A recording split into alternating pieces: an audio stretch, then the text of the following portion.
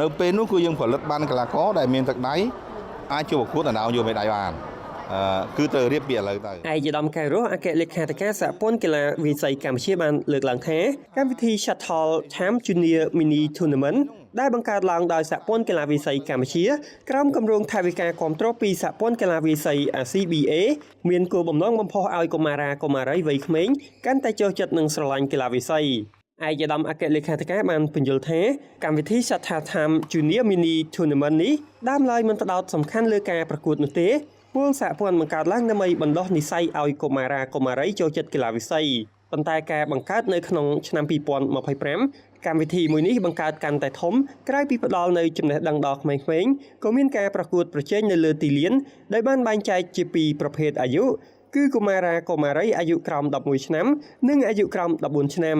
ការប្រកួតប្រជែងនេះទៀតសោតសហព័ន្ធក៏ផ្ដល់នៅប្រាក់រង្វាន់ដល់ម្ចាស់ជ័យលាភីពីចំណាត់សាកលេខ1ដល់លេខ3ទាំង4វិញ្ញាសានិងការលើកទឹកចិត្តដោយផ្ដល់ជាមេដាយនិងថវិកាមួយចំនួនជាអនុស្សាវរីយ៍ដើម្បីលើកទឹកចិត្តចំពោះការខិតខំប្រឹងប្រែងការពិតគោលបំណងនោះមិនមែនសំខាន់ទៅលើការប្រកួតទេគោលបំណងគឺយើងហៅថា Shuttle Time នោះគឺជាកម្មវិធីដែលយើងជំរុញឲ្យឃើញបរិញ្ញាឃើញរបៀបលេងសីរបៀបកាន់លកែតរបៀបបោះសីឲ្យបណ្ដុះនិស្ស័យគាត់ខាងសីប៉ុន្តែអ្វីដែលផ្លែជាងរាល់ឆ្នាំគឺឆ្នាំនេះក្រៅពីការបង្រៀនគាត់លេងហើយយើងយកគាត់មកប្រកួតតែម្ដងយើងរៀបចំទៅវាតែធំទៅណាព្រោះចង់ឲ្យក្មេងៗសប្បាយចិត្តដូចឃើញករណីមិញអញ្ចឹងបងប្អូនបានកញ្ចប់ថាវិការភ្លាមគឺគាត់អត់មើលភ្លាមអញ្ចឹងគាត់បានហ្នឹងគាត់សប្បាយហើយគាត់នឹងរត់តែស្រឡាញ់លេងសីជាងមុនអញ្ចឹងពីព្រោះថាដំបូងយើងមិនធ្វើអញ្ចឹងទេមិនគិតដល់ប៉ុណ្្នឹងទេប៉ុន្តែថាយើងរៀបហើយយើងគិតថាទុករក្សាទុកអនុស្សាវរីយ៍គាត់មួយគឺយើងឲ្យទាំងមេដាយយើងឲ្យទាំងរកែតសម្ភារៈវាយសីហ្នឹងហើយហ្នឹងកញ្ចប់តើការតិចតួចឲ្យគាត់បាទគឺឆ្ពោះទៅក្នុងដំណើរឆ្ពោះទៅហ្នឹងគឺបច្ចុប្បន្នយើងដាក់ផែនការយុទ្ធសាស្ត្ររបស់សហព័ន្ធក៏អញ្ចឹងដែរគឺឆ្ពោះទៅរក2000មកសាក់មុនវងយកឲ្យ9ឥឡូវ2031ហ្នឹងក៏នៅពេលនោះគឺយើងផលិតបានកីឡាករដែលមានទឹកដៃអាចចូលប្រកួតដណ្ដើមយកមេដាយបានគឺត្រូវរៀបពីឥឡូវទៅពីព្រោះកីឡាករជំនឿជាតិកំឥឡូវនេះគឺដល់ពេលនោះគាត់លើសអាយុហើយអញ្ចឹងបញ្ជាក់ឡើងវិញថា Asian Youth Game នេះគឺកីឡាករដល់ពេលនោះនៅปี2031ហ្នឹងគាត់ទៅតែមានអាយុ17ចុះក្រោម14និង17តែប៉ុណ្ណោះទេគាត់ជាផ្នែកមួយនៃការជ្រើសរើសពីព្រោះថា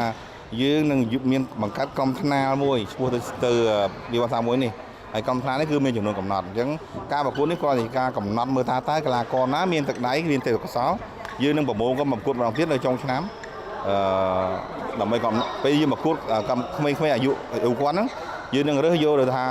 មួយឆ្នាំហ្នឹងថប់ប្រហែលអ្នកបញ្ចូលក្នុងក្រុមថ្នាលជាមួយគ្នានោះឯកឧត្តមកុសលសវណ្ណវិសាលអនុប្រធានសហព័ន្ធកីឡាវាយសីកម្ពុជាបានសម្ដែងនៃការអបអរសាទរចំពោះម្ចាស់ជ័យលាភីសម្រាប់ការប្រកួតដ៏ស្វិតស្វាញនិងសប្បាយរីករាយនេះអ្នកដែលដណ្ដើមបានជ័យលាភីនៅពេលនេះសូមបន្តដកខាត់សមត្ថភាពដើម្បីអភិវឌ្ឍក្លាយជាកីឡាករកីឡាករនីវាយសីដែលមានសក្តានុពលសម្រាប់ប្រទេសកម្ពុជានាពេលអនាគតហើយអ្នកដែលមិនទាន់បានជាប់ជ័យលាភីក្នុងការប្រកួតក៏បន្តប្រឹងប្រែងវឹកហាត់បន្ថែមទៀតដើម្បីប្រជែងយកជ័យជំនះក្នុងការប្រកួតក្រោយៗទៀតទន្ទឹមជាមួយគ្នានោះឯកឧត្តមអនុប្រធានសហព័ន្ធកីឡាវាយសីក៏បានជំរុញលើកទឹកចិត្តឲ្យកុមារាកុមារីដែលជាកីឡាករកីឡាករនីវ័យក្មេងត្រូវមានឆន្ទៈចង់ក្លាយខ្លួនជាកីឡាករកីឡាករនីវាយសីដ៏ខ្លាំងសម្រាប់ប្រទេសកម្ពុជាត្បិតនៅពេលដែលយើងក្លាយជាម្ចាស់ជើងឯកសម្រាប់ការប្រកួតអន្តរជាតិមិនត្រឹមតែទទួលបានកិត្តិយសដល់ខ្លួនឯងនិងគ្រួសារប៉ុណ្ណោះទេពលគឺប្រទេសជាតិយើងក៏មានមុខមាត់ផងដែរ